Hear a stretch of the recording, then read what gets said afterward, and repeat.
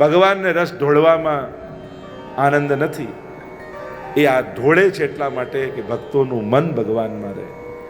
અને બધા જ દોડતા ભાગતા આવ્યા. મહાપ્રભુજી સમજાવે છે, શકટભંજનની લીલા દ્વારા ઠાકોરજીએ લૌકિક આસક્તિનો નાશ કર્યો. વ્રજ ભક્તોની જે લૌકિક આસક્તિ હતી, વ્યવહારમાં આસક્તિ હતી, કારણ કે ભક્તોએ, વૈષ્ણવોએ પહેલા ઠાકોરજીને સાચવવા.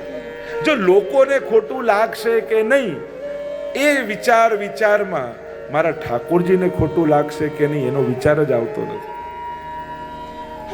હમણાં જ કહેતો હતો, લોકોને સાચવવા અઘરા છે, પ્રભુને સાચવવા તો સાવ સહેલા છે. લોકોને ભગવાનની ઠાકોરજી અઘરા લાગે, એમની સેવા અઘરી લાગે. અરે પ્રભુ તો ક્યારેય કાંઈ ડિમાન્ડ કરતા નથી. આ સંસારને સાચવીને થાકી જઈએ છે તોય સચવાતો નથી. જમવામાં બધું બરાબર હતું પણ સલાડ નહોતો, એમાં ખોટું લાગીને ઘણા જતા રહે. લોકોને લગાડવું જ છે એને તો ક્યાં કારણ ગોતવા જવાની છે. અને એટલા માટે મહત્વની વાત એ છે કે જે પ્રભુને સાચવી લે છે ને, પ્રભુ એનું બધું જ સાચવી લેતા હોય છે. જા પર કૃપા રામ કી હોય, તા પર કૃપા કરે સબ કોઈ. એટલે સંસારી લોકોને ખુશ કરવા માટે ભગવાન ભૂલી જાઓ એ ભક્ત માટે ઉત્તમ નથી. પ્રભુના સુખનો વિચાર એ પહેલો વિચાર વૈષ્ણવનો છે. અહીંયા આવ્યા, સગટાસુરનો ઉદ્ધાર કર્યો, રસ ઢોળાયા, લૌકિક આસક્તિનો નાશ કર્યો. આગળ એકવાર તૃણાવર્ત આવ્યો, વંટોળિયાના રૂપમાં આવ્યો. થયું કે કૃષ્ણને ઉપાડી જાઉં અને કંસ પાસે લઈ જાઉં. પ્રભુ યશોદાજીની ગોદમાં છે અને પ્રભુએ ધીમે ધીમે પોતાનો ભાર વધાર્યો અને એટલું બધું ભાર વધાર્યો કે યશોદાજી ઉચકી ન શક્યા, નીચે પધરાવી દીધા. અને નીચે પધરાવ્યા એટલે તૃણાવર્તને થયું કે હવે મોકો છે, હવે ઉપાડી જાઉં. અને હવે જ્યાં લઈ ગયો આકાશમાં ગોળ ગોળ ગોળ ગોળ ધૂળના રૂપમાં વંટોળિયો આવ્યો. આ રજોગુણની આંધી એ જ તૃણાવર્ત છે. અને જ્યારે રજોગુણ હાવી થાય ને ત્યારે માણસને હિત અહિતનો વિચાર નથી આવતો. વંટોળિયા રૂપે લઈ તો ગયો પણ પ્રભુ એટલું ભાર વધારી ઉચકી ન શક્યો. એક થપાટ મારીને તૃણાવર્તનો ઉદ્ધાર થઈ ગયો. અહીંયા કહ્યું, આ તૃણાવર્ત દ્વારા વિતૃષ્ણા સંપાદિત કરી પરમાત્માએ. કોઈ લૌકિક તૃષ્ણા હવે વ્રજભક્તોમાં રહી નહીં. આ તૃણાવર્તને માર્યા બાદ કેવલ એક જ ભગવદ આસક્તિ મનમાં રહી, બાકી સર્વ આસક્તિઓ સમાપ્ત થઈ ગઈ. આગળ ઝુંબણ લીલા આદિનું વર્ણન આવ્યું. પ્રભુના નામકરણ લીલાની વિધિ આવી.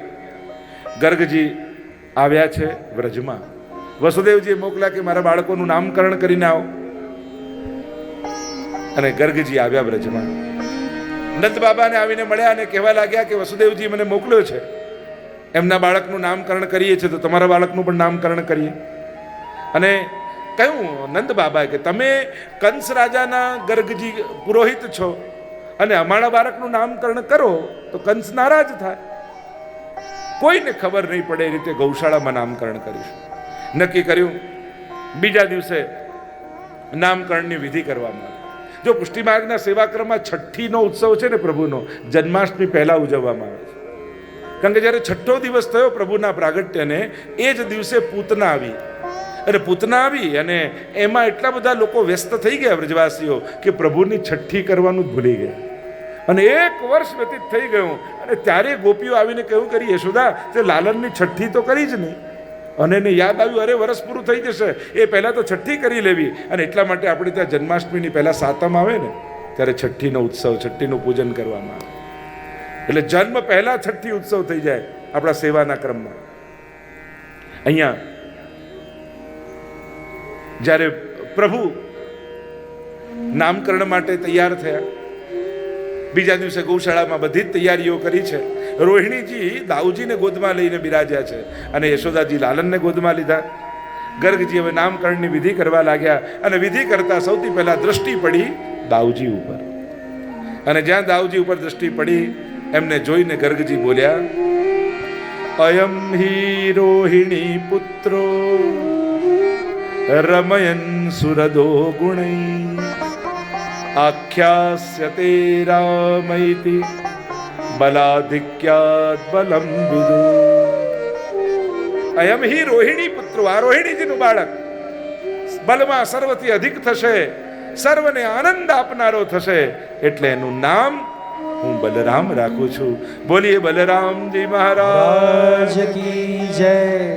જો પુષ્ટિ માર્ગમાં છે ને દાઉજીની પણ સેવા હોય છે, પણ એમ જોવા જાવ તો દાઉજી ગૌર વર્ણના છે, પણ પુષ્ટિ માર્ગી હવેલીઓમાં જ્યાં જ્યાં દાઉજીના સ્વરૂપ બિરાજતા હોય છે એ બધા શ્યામ વર્ણના હોય છે. એટલે કે ભગવદ આવેશવાળા દાઉજી એ કૃષ્ણ રૂપ કહેવાય. અરે ઠાકોરજી સ્વરૂપ માની અને એમની સેવા કરવામાં આવે છે. પ્રભુથી અલગ એમને નથી માનવામાં આવતા. આપણી ઘણી પ્રાચીન હવેલીઓમાં દાઉજીના સ્વરૂપો બિરાજે છે. જેમ શ્રીનાથજી બાબાનો ડાબો હાથ ઊંચો હોય ને, દાઉજીના સ્વરૂપમાં જમણો હાથ ઊંચો હોય. અને આ દાઉજી પણ ભગવદ રૂપ માનવામાં આવે છે, સાક્ષાત ઠાકોરજીનું સ્વરૂપ. અને જેવી ઠાકોરજીની સેવા થાય એવી જ સેવા દાઉજીના સ્વરૂપની આપણે ત્યાં થતી હોય. એટલે પુષ્ટિ માર્ગના સેવાક્રમમાં પ્રભુ સાથે સાથે દાઉજીના સ્વરૂપો પણ બિરાજે છે. દાઉજીએ પણ રાસ આદિ કર્યો છે. એમની પણ એક વિશેષ મહત્તા છે પુષ્ટિ માર્ગમાં. અહીંયા દાઉજીનું નામકરણ થયું અને હવે ગર્ગજીની દ્રષ્ટિ પડી યશોદાજીની ગોદમાં અને પોતાના નેત્રોને ડબડબાવતા લાલન ગર્ગજીની સામે જોવા લાગ્યા. અને જોતાની સાથે ગર્ગજી સમજી ગયા કે આ કોણ છે, અને જોઈને બોલ્યા, બહુની સંતિ નામાની રૂપાણી ચ સુતસ્ય તે ગુણકર્માનુરૂપાણી તાન્યહમ વેદનો જના. બહુની સંતિ નામાની. અરે આનું નામ હું શું રાખું? આના તો અનેક નામ છે, અનેક રૂપ ધારણ કરીને પધારે છે. અરે દુનિયાના જેટલા નામ છે એના જ છે, જેટલા રૂપ છે એના છે. પણ આને જોતા જ મારું મન આની તરફ ખેંચાઈ રહ્યું છે. કરશતી ઇતિ કૃષ્ણ, એનું નામ હું કૃષ્ણ રાખું છું. બોલો કૃષ્ણ કનૈયા લાલ કી જય.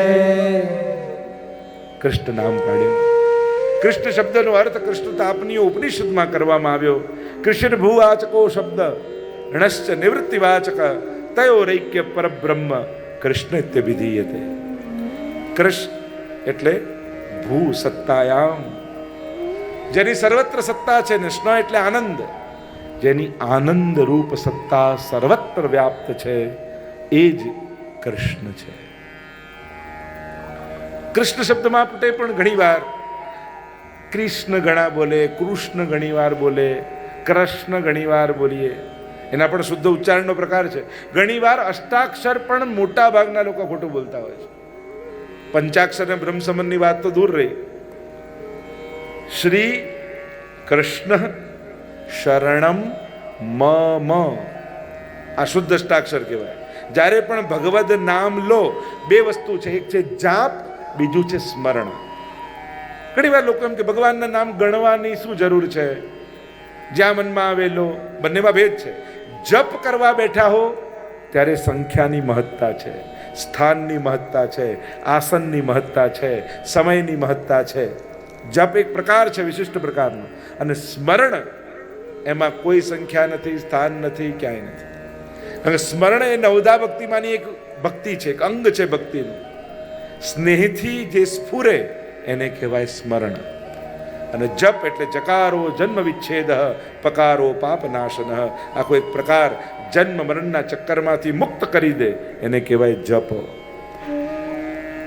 એટલે જપનો પ્રકાર જ્યારે કરતા હો તમે અનુષ્ઠાન રૂપે, એટલે જુઓ ને તમે ગ્રહોના જપ કે 1.25 લાખ આના કરવાના, કે ગ્રહણમાં હોય તો 1.25 લાખ આના જપ, આટલા હજાર આના જપ, એની સંખ્યા કહેવામાં આવે છે.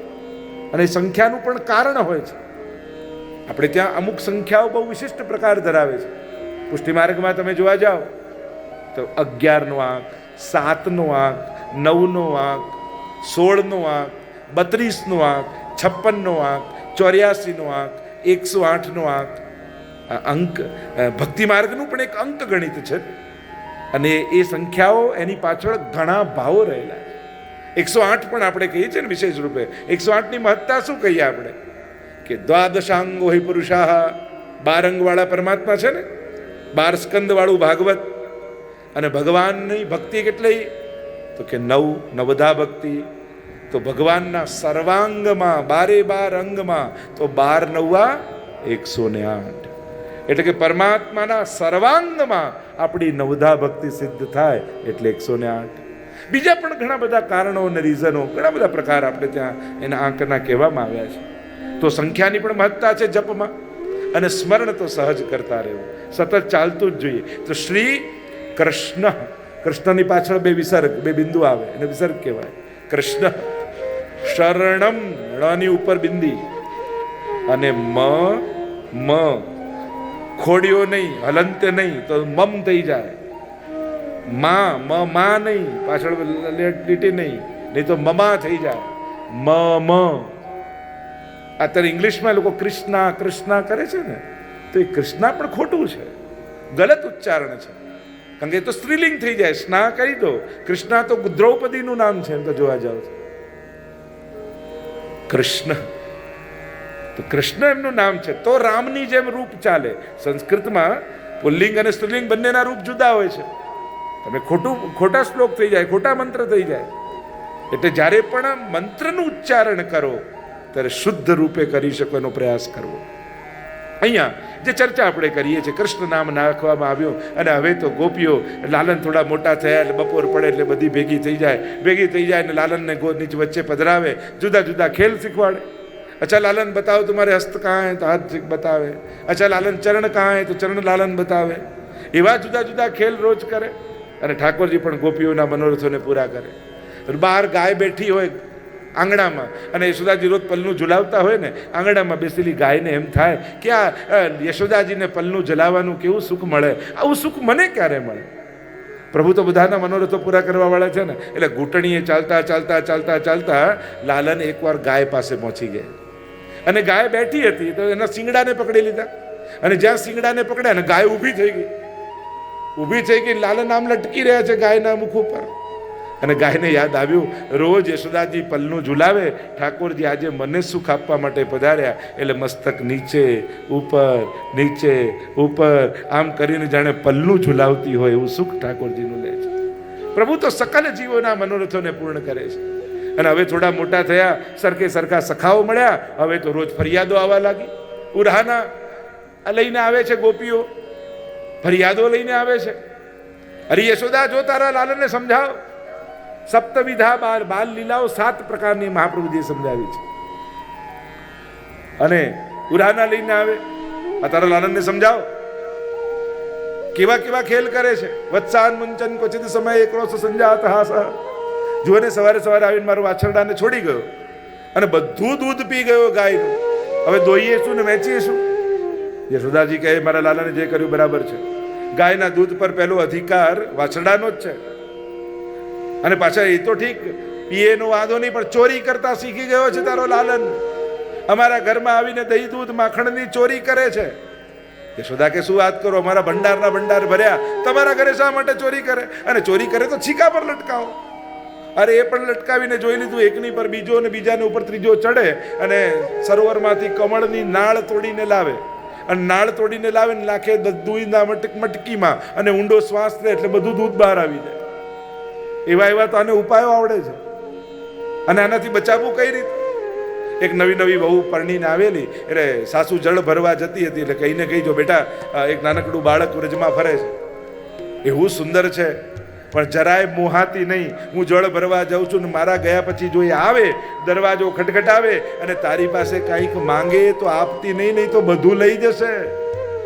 તો પેલી તો ડરી ગઈ, એવો ચોર છે? હા, તો શું કરું? લે આ દોરડું એને બાંધી રાખજે આ થાંભલા જોડે, હું આવીને સમજી લઈશ. પેલી તો નવી પરણીને આવેલી, એટલે ગભરાવા લાગી, ક્યાંક મારા ઘરે ચોર ના આવી જાય. અને જ્યાં સાસુ જળ ભરવા ગઈ એટલામાં દરવાજો ખટખટ્યો ને દ્વાર ખોલ્યો, ને જેવું વર્ણન સાસુએ કર્યું હતું એવું ને એવું આબેહૂબ વર્ણન ને એ જ બાળક સામ. પૂછ્યું, તું કોણ છે? અરે મને નથી ઓળખતી, હું કૃષ્ણ છું. અચ્છા, તારા માટે તમારા સાસુ મને બધું સમજાવી ગયા છે. અચ્છા, શું સમજાવી ગયા છે? તું છે ને ચોર છું. અચ્છા, આવું કહી ગયા? બધાના ઘરેથી માખણની ચોરી કરે છે. અચ્છા, તો બીજું શું કહી ગયા? કહી ગયા છે કે આવે ને તો એને થાંભલા જોડે બાંધી દેજો. અચ્છા, ચાલ તો હું ઊભો રહી જાઉં, તું મને બાંધી દે. તારા જે સાસુ કહી ગયા તારે કરવું જ જોઈએ. અને થાંભલા પાસે પ્રભુ આવીને ઊભા રહી ગયા, અને હાથ આમ પોળા રાખે, અને પેલી આમ બાંધવા જાય, હાથ પોળા પાછા અંદર લઈ લે એટલે બધું પડી જાય. અરે બરાબર બાંધ તો ખરી. અને પાછા ઠાકોરજી હાથ પોળા રાખે ને પેલી ભોળી ગોપી પાછી બાંધવા જાય અને આખું બાંધી લે ને હાથ લઈ લે પાછું પડી જાય. 3 વાર થયું એટલે પ્રભુને થયું હવે મોકો છે. અરે પરણીને અમારા ગામમાં આવીને તારી માએ તને આય નથી શીખવાડ્યું, બાંધતાય નથી આવડતું, તું શીખીને શું આવી છે? લાવ હું તને શીખવાડું. પેલી ગભરાઈને ઠાકોરજીને આપી દીધું. ઊભી રહી જાય થાંભલા પાસે. પેલી ઊભી રહી ગઈ. પકડો છેડાને, છેડો પકડ્યો. ઠાકોરજી ગોળ ગોળ ગોળ ગોળ ગોળ ગોળ ફરી ગાંઠ બાંધી અને કહ્યું શીખી ગઈ? પેલી કે હા તો બંધાઈ લીધે. માટલી ઉચકીને ઠાકોરજી જવા લાગ્યા. અને પેલી ગોપી કે અરે પણ મને છોડ તો ખરે. ઠાકોરજી કે હું તો પુષ્ટિ પુરુષોત્તમ છું, મને પકડતા આવડે છે પણ કોઈને છોડતા નથી આવડતું. હું તો એકવાર પકડું પછી એને છોડતો નથી. અનેક અનેક ઉપાયો કરીને ઠાકોરજીની માખણની ચોરી કરે.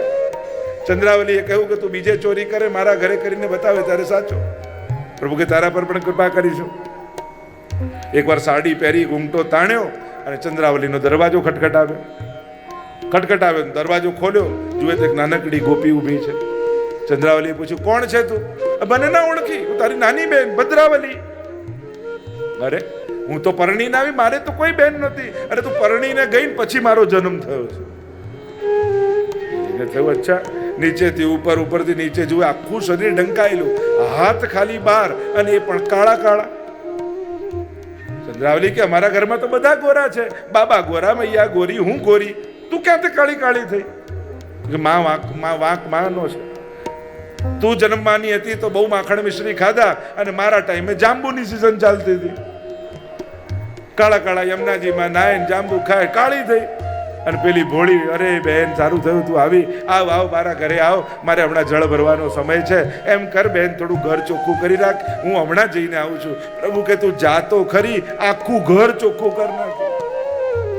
અને પેલી તો કુવાના પાર પર આવીને સખીઓ સાથે વાત કરે, અરે આજે તો મારી બહેન આવી. અરે બધા કે તારી શેની બહેન? હા પણ પાછું આશ્ચર્ય, અમારા ઘરમાં બધા ગોરા અને કાળી. ક્યાંક પેલો કાળો કનૈયો ના હોય. અને પેલીને યાદ આવ્યું, માટલું ફેંકીને દોડી ભાગતા આવે. અને અહીંયા તો ઠાકોરજી દહીં દૂધની નદીઓ રેલાવી આંકડાઓને ખવડાવે, સખાઓને ખવડાવે. અને જ્યાં પ્રભુ ભાગવા ગયા ને પેલી હાથ પકડે. હાથ આજે તો યશોદાજીને બતાવીશ કે કોણ ચોરી કરે. અમે કહીએ ત્યારે માનતા નથી. હાથ પકડીને ખેંચતા યશોદાજી કે આજે તો નંદાલય તને લઈ જાઉં.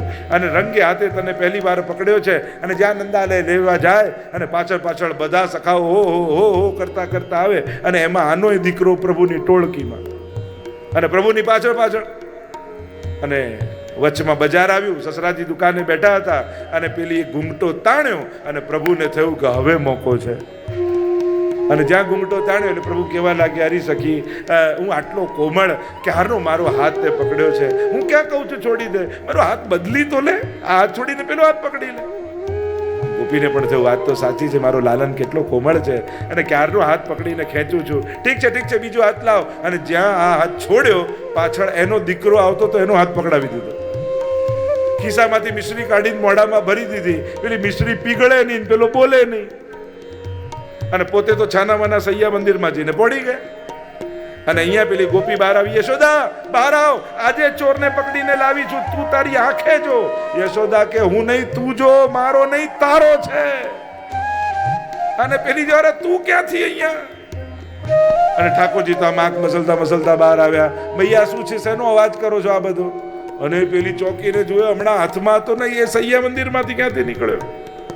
શેનો અવાજ થાય છે? આ ગોપી કે છે તું આના ઘરે ચોરી કરવા ગયો.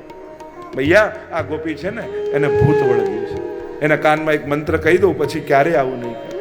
અને નીચે બેસાડી કાનમાં એટલું કહ્યું, આ વખતે તો દીકરાનો હાથ પકડાવ્યો, ફરી કરીશ તો ધણીનો હાથ પકડાવી દઈશ. પ્રભુ અનેક પ્રકારના આવા મનોરથો વ્રજ ભક્તોના પૂરા કરે. માખણ ચોરીની લીલા એ માખણ ચોરીની નથી, આ તો વ્રજ ભક્તોના ચિત્તના ચોરીની લીલા છે. કારણ કે ગોપીઓ જ્યારે દહીં વલોવતી હોય ને, વલોવતા મનમાં એમને એમ થાય કે પ્રભુ માટે આ માખણ કાઢ્યું તો ખરા, પણ નાનકડા બટેરામાં કાઢેલું માખણ અને રોજ 9 લાખ ગાયો જેના ઘરમાં દોહાતી હોય એને આ સામગ્રી કેમ કરીને પહોંચાડે? કેમ કરીને પ્રભુને આરોગાવો? હું તો અમારું તો કોઈ સામર્થ્ય નથી. ઠાકોરજી કે તું ના આવી શકે, પણ હું તો તારા ઘરે આવી શકું ને તારા મનોરથોને પૂરા કરવા. ભલે ને ગામના લોકો ચોર કે, પણ ચોર કેવડાઈને પણ તારા મનોરથો પૂરા કરવામાં મને અધિક આનંદ આવશે. અને વ્રજ ભક્તોના મનોરથોને પૂરા કરવા માટે ગોપીઓના ઘરે ઠાકોરજી પધારે. નિત નવીન જાગેલો ભાવ એ જ તો નવનીત છે. જે ગોપીઓની ભીતર નો રોજ નવો ભાવ, નિત નવીન ભાવ, એ જ ઠાકોરજી લેવા માટે પધારે છે. ભક્તોના મનોરથોને પૂરા કરવા. ઠાકોરજી ક્યારે પણ જીવને એ અસમર્થ છે એનું ભાન કરાવતા નથી, એને યાદ અપાવતા નથી, ક્યારે પણ નહીં.